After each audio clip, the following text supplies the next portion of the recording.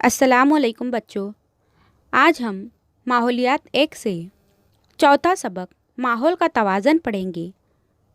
सफ़ा नंबर 18 पर दी गई इस तस्वीर में जानदारों का मुशाहिदा कीजिए। उसी तरह ये जानदार हमारे अतराफ़ में पाए जाते हैं, तो इस तरह ये जानदार हमारे गर्दोपेश में पाए जाते हैं। हमारे अतराफ में ये कई चीज़ें हैं, तो सूरज की रोशनी, हवा, पानी, मिट्टी, नबातात और जानवर जैसे कई अज्जा का हमारी ज़िंदगी से ताल्लुक़ होता है। ज़िंदगी से ताल्लुक़ रखने वाली गर्दोपेश की तमाम अशिया से मिलकर माहौल बनता है। गर्दोपेश यानी हमारे अतराफ़ का माहौल। हमारे अतराफ़ में कई चीज़ें पाई जाती हैं, तो उनसे मिलकर हमारा माहौल बनता है। जानदार और गैर जानदार एक दूसरे पर मुनहसर होते हैं। उनके दरमियान कुछ लेन देन यानी बाहमी तामुल होता रहता है। इसी बाहमी तामुल का मुताला माहौलियात में किया जाता है।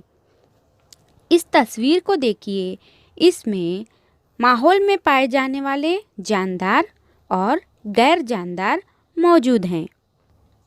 इस सबक का अगला जुज़ है ग़िज़ाई ज़ंजीर। इस तस्वीर में देखिए, सूरज की रोशनी से नबातात उगते हैं यानी घास। उस घास को नाकतोड़ा खाता है, नाकतोड़े को परिंदे खाते हैं। तो इस तरह से ये ग़िज़ाई ज़ंजीर जो है चलती रहती है। इस तस्वीर में देखिए, ये है ज़ंजीर। अगर ज़ंजीर की कड़ी खुल जाए तो वो ज़ंजीर मुकम्मल नहीं होती बल्कि टूट जाती है। जैसा कि पहली तस्वीर में हमने देखा कि नबातात, नाकतोड़ा, परिंदे जैसे मुख्तलिफ अज्जा एक मखसूस तरतीब में होते हैं। हर जुज़ अगले जुज़ की ग़िज़ा बनता है। वो ग़िज़ा की वजह से एक दूसरे से जुड़े होते हैं, इसलिए हम कहते हैं कि वो एक ज़ंजीर के अज्जा हैं। इस ज़ंजीर को ग़िज़ाई ज़ंजीर कहते हैं। इसका हर जुज़ ग़िज़ाई ज़ंजीर की एक कड़ी है। जैसे हिरन की ग़िज़ा नबातात है और शेर की ग़िज़ा गोश्त है। उसी तरह इस तस्वीर में एक ग़िज़ाई जाल है। देखिए, सूरज की रोशनी से नबातात उगते हैं। उन नबातात को खरगोश खाता है और खरगोश को सांप, अज़दा वगैरह खाते हैं। तो इस तरह ये इनकी ग़िज़ाई ज़रूरत एक दूसरे की मदद से पूरी होती है। आप लोग सफ़ा नंबर 21 पर दी गई तस्वीर से ग़िज़ाई जो जाल है उसकी कड़ियाँ मुकम्मल कीजिए। अब हम बढ़ते हैं अगले जुज़ की तरफ। ग़िज़ाई ज़ंजीर में बुनियादी ग़िज़ा यानी नबातात। हर जानदार को ज़रूरी ग़िज़ा माहौल ही से हासिल होती है। माहौल के कई हैवानात सिर्फ़ नबातात से ही ग़िज़ा हासिल करते हैं। नबातात को खाने वाले हैवानात को दूसरे हैवानात अपनी ग़िज़ा बनाते हैं। पानी और हवा में मौजूद कार्बन डाइऑक्साइड का इस्तेमाल करके नबातात सूरज की रोशनी में अपनी ग़िज़ा तैयार करती हैं। यानी हर ग़िज़ाई ज़ंजीर की असास नबातात ही होती हैं। इस तस्वीर को गौर से देखिए। अगला जुज़ है माहौल का तवाज़न, यानी हम उसका वज़न किस तरह बराबर रखें। हमारे माहौल में कई ग़िज़ाई ज़ंजीरें होती हैं। ऐसी ग़िज़ाई ज़ंजीरों की वजह से माहौल में रहने वाले हर जानदार को ग़िज़ा मिलती रहती है और वो ज़िंदा रहता है।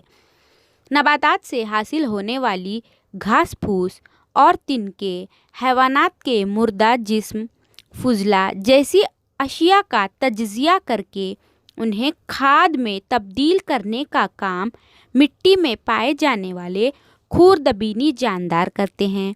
इस तरह मिट्टी में नबातात के लिए ग़िज़ाइयत बख्श मादे तैयार होते हैं।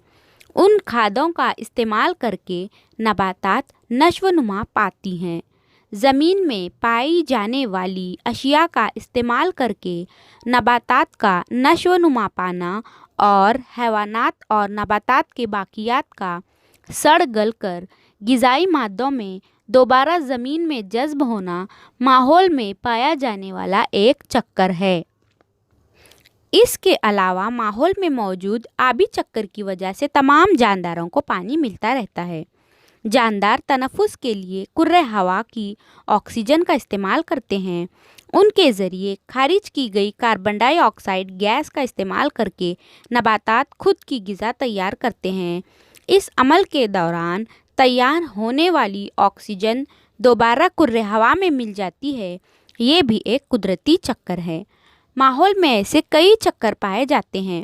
جاندار جاندار اور جاندار غیر جاندار میں آپس میں لین دین کا عمل ہوتا رہتا ہے۔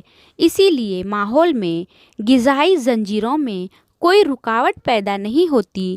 ماحول میں تمام چکر مکمل طور پر جاری رہیں تو ماحول کا توازن برقرار رہتا ہے۔ اس طرح ماحول میں پایا جانے والا آبی چکر، فضا میں گیسوں کا چکر اور غذائی زنجیروں کی وجہ سے ماحول کا توازن قائم رہتا ہے۔ ان میں ہزاروں سال سے توازن قائم ہے۔